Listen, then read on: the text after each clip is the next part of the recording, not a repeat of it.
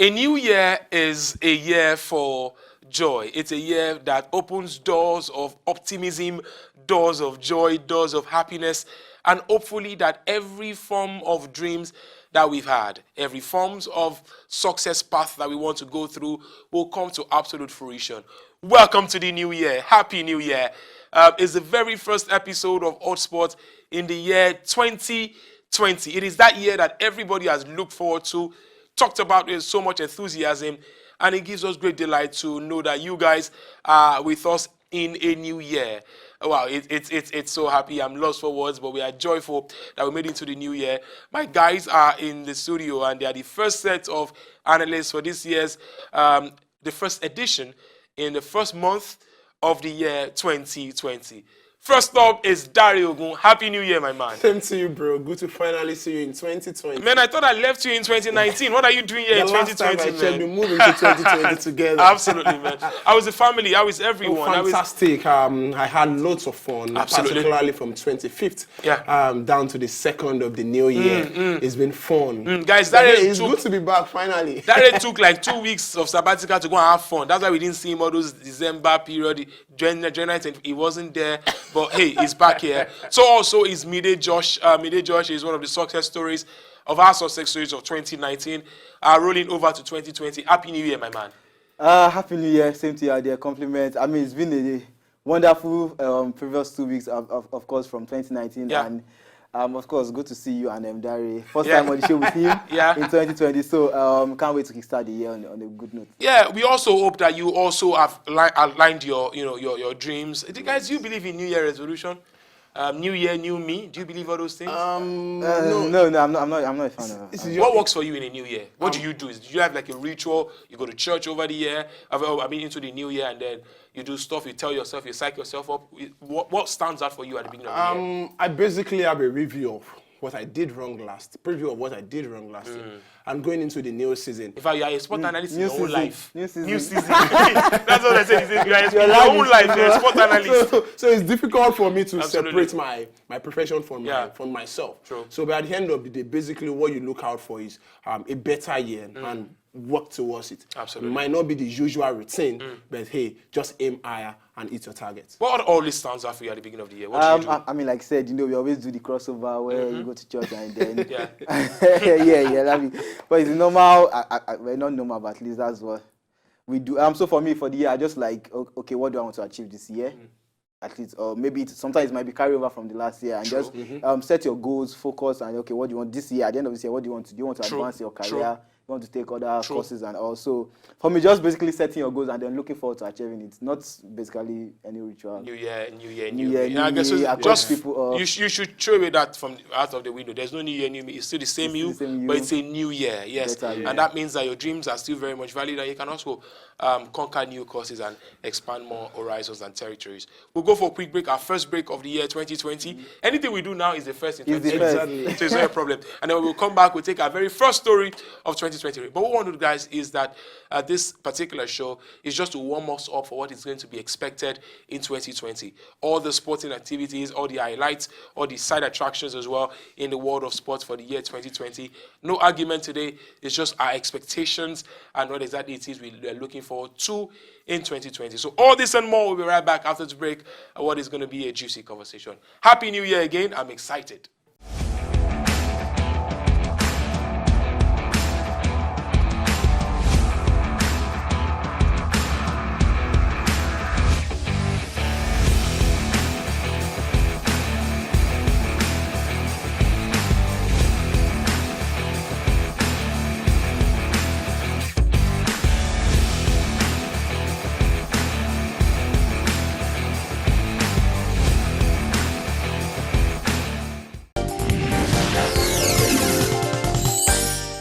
I think the biggest thing in 2020, maybe from the angle of a neutral, but maybe because it's a sporting fiesta, it's got to be the Olympics. Absolutely.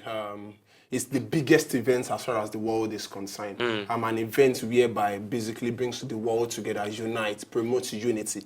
That's the major objective of this event. And it's the mother of all events, the Tokyo 2020. Lots of people have said a lot of things about the Rio de Janeiro in 2016 due to the economic and political crisis going on in Brazil, but this is different. The atmosphere, the ambience, you can already see.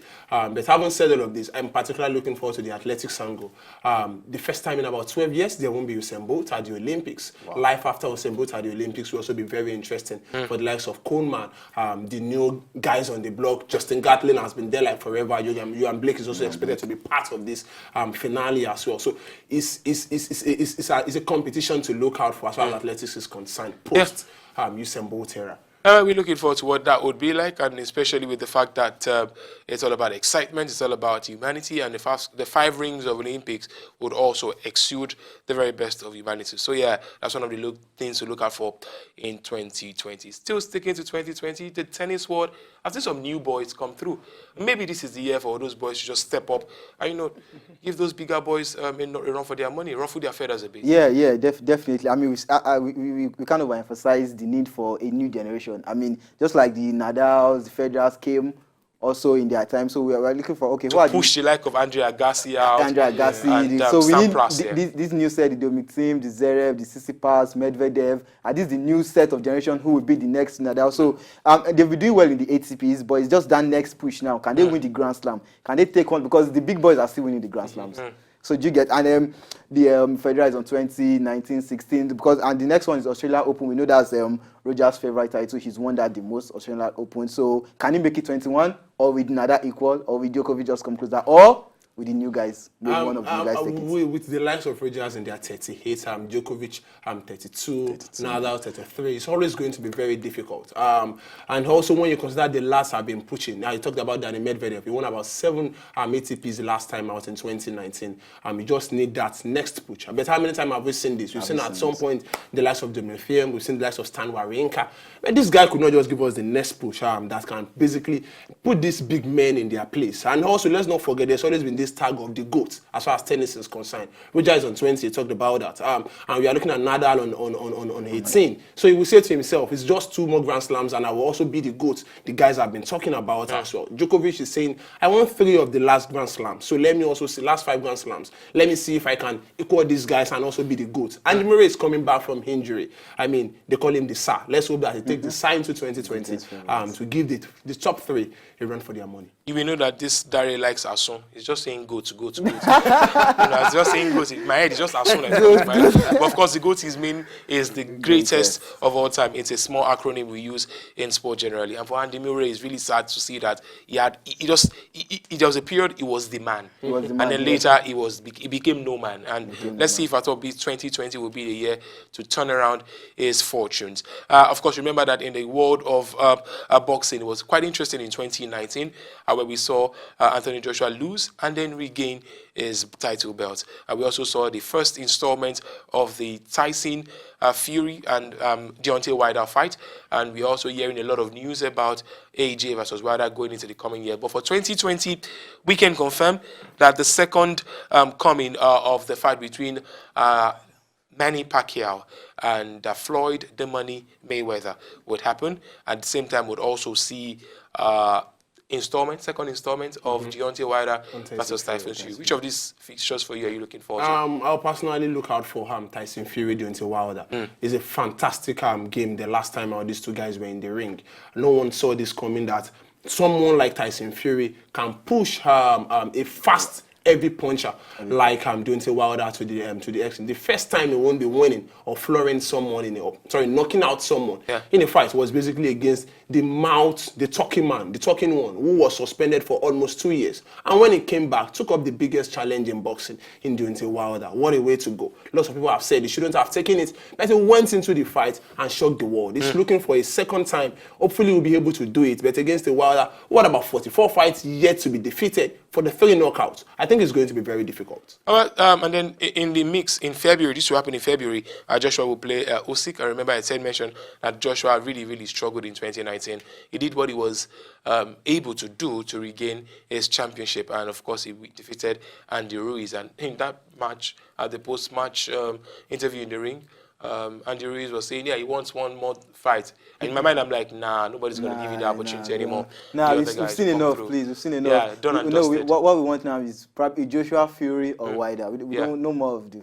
No more Andy Ruiz. Moving on. All right, so Pacquiao, Manny Pacquiao versus the money man, What are the Floyd guys? Money What are the Mayweather. guys? Are those guys still boxing? Yeah, What yeah. are they Well, still doing? I think it's just one more payday. Yeah, I mean, like I I always think it's said, just payday. if it makes money, it makes sense. I mean, If they're it makes saying like money, that. makes sense. Yeah. And I remember that I think Mayweather, I mean, retired. Now he's going to come out of retirement, to fight. Remember, at the same time, he also fought sometimes with Conor McGregor in boxing. It was all about the money, Yeah. and that's what He He boxing. also had a testimonial martial act somewhere in the Middle East, and he won in 2 rounds. Just Yes. the same way a certain Tyson Fury went into WWE and won in about 13 seconds. If it makes money, It makes sense. it makes sense. All right, so moving on at this time, let's make some sense of what's going to be happening in the month of May. May 30th, to be specific, the UEFA Champions League final. We don't know who's going to be in the final because the round of 16 was just done last year. It feels good to say last year because last year was just a couple of days ago. Yeah? I mean, yeah, you can also say a couple of days ago. Yeah, so last year we saw the UEFA Champions League draws. But guys, Darren, let me start with you. Looking at that draws, in a way, we can in a way predict, we can in a way foresee a finalist. Which of those teams do you think could likely make it to the final? Maybe judging by their I don't want to first round sound like a performance. prophet of doom now. Yeah. But in fairness, I think you want to look at the way the likes of Liverpool have been doing and say that they can probably defend their title.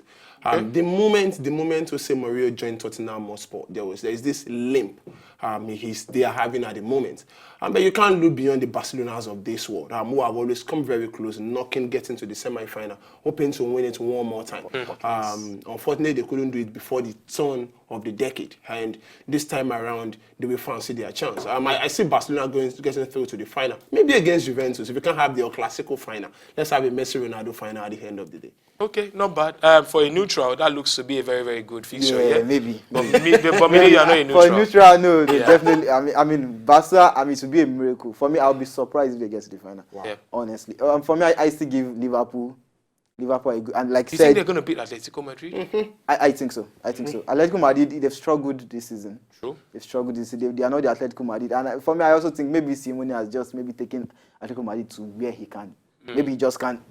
They won the Anymore. league. They've got to the final of Champions League. And I just feel, Twice. just like Pochettino with Tottenham, he has just gotten there and then It's talk. he's stuck. Yeah. So, and he, like said, Mourinho coming to Tottenham, of course, gives them automatically a lift. And he also said that we no one we want to play us. So, I think Liverpool, Man City, Real Madrid, tough tie. That's a fixture. Tough tie. I'd have said Man City, but Madrid, Man City, I know Madrid perennial winners. I mean, what can you say? But so for me, I think it's very close call. But I think Liverpool, I fancy them to at least get to the final. Get to the final, maybe possibly defend what has been a good run for them. They had a good 2019, Absolutely. guys, especially in the Anfield. What a fortress.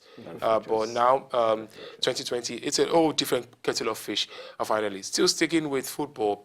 The Euros will come alive in June, of course, and June through July, we'll get to taste and savor what is going to be a spectacular football fiesta, the Euros. And alongside will be the Copa America. It's a CV. 2020 it seems to be like anything you want. It's Basbos. It's Basbos. It's anything you want, you have it. But you're looking forward to the Copa America? Maybe not. It's becoming one too many. 2019 we just had one. 2020 we are having another one, just like we had in 2015 and the Copa Centenario in 2016. And in all of this, it brings the question: are they trying to say Lionel Messi needs to win this before cutting his quit as far as the team is concerned? But hey, it's not Lionel Messi's fault. It's just basically changing rules. They want to go the even way instead of the odd way of having it 2019, 2023. So they are doing it 2020, 2024. 2028. So the year of the Euros. Yes, the even year, the year where Euros takes place. You are going to be seeing the Copa America. But all in all, it's going to be hosted between Colombia and Argentina. So once again, are they playing to the streets of Lionel Messi to win? But what happens if Argentina still doesn't win? I think she just resign. I was going to wait for the answer. But it's going to look like another good field for European football. Ronaldo, if Ronaldo is doing it in Europe, Messi will be doing it in South America. But in Euros, we've seen the draws, we've seen the teams, we've seen the players. Seen the draws. 2020 looks like a year of football. Football just can't get tired. It keeps winning. I mean, that's why we are here. I mean, we live for football. Absolutely. Yeah. And like I said, Euros, but for me, I think majority of people will tilt to the Euros. I mean, European football at its best. And like you said, the group, we've seen the draws, and the Portugal group is one to watch out for. Yeah. And Portugal, defending champions from that group. I mean, it will be a disaster if they don't come out from the group as defending champions with Ronaldo there. So I think they are under more pressure to come out of that group. So I think we fancy Portugal, Spain are also coming back. England, set of new young talents who probably feel they can do better than the World Cup. They got to the semi-final. So and then Italy also I think they won all their games in the qualifiers. So it's a new generation of Italian team with Roberto Mancini. So I think I can't look beyond Spain, Portugal, of course, world champions. France. France in the same group. In the same group. France. Germans. The Germans have Germany, won 3 times. Portugal. Wow, I mean, it's going to be very tough. That's like a final before finals. I can imagine that group. Every game. Every game, exactly. Every game is like a final. So I'm sure you don't want to miss that. You should probably tick that in your calendar. We'll go for a quick break. And when we return, it is time for us to touch on 1 or 2 more things, and then we will call it a production. The very first one in the year 2020. We've thoroughly enjoyed this conversation so far, and we want to thank you for being there. I mean, where do we go without you guys? We can't go anywhere. We just can't be without you guys. So it's been a good conversation so far. And so we continue with this. And remember, we are previewing 2020, trying to see the other football activities that will be happening and sports in general. We talked about a great deal before the break. We'll touch on 1 or 2 more, and then we call it a production. First off is Formula One. 2019, 2017, 2018 has been the year of Lewis Hamilton without the SAR yet. Maybe the SAR can come in, in 2020. But is it going to be another dominant year for the man? For the fact that he's still with Mercedes, for the fact that he looks so invincible at the moment, particularly with the team he has behind him, it's always going to be very difficult to see anyone that can peep him to that. And also when you realize that Valtteri Bottas, who is the second man in the team, respects the position of being the second man. Compared to what you have in Ferrari, where Charles Leclerc is pushing Sebastian Vettel and saying, though you are the number 1 driver, but I'm getting more points than you, so I deserve to be the number 1 driver in the team. That is not happening in Lewis Hamilton camp. So it's always very difficult to see anyone that can beat him to the Drivers' Championship. Constructors' Championship as well is difficult to see beyond Mercedes. Well, okay. Concerning that, I think it's easy to give it to Mercedes. I mean, they've won the last 3, I think, with Hamilton. But I think the critical thing, just like it was with 2019, is Ferrari need to sort out their engine.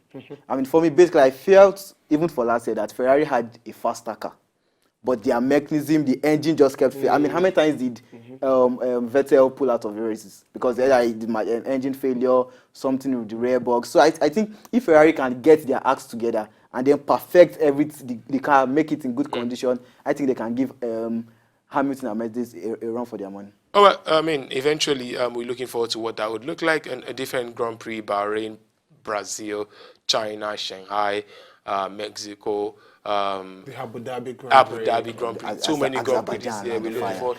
At the Azerbaijan, we just started recently. So we're looking forward to how it's going to look like.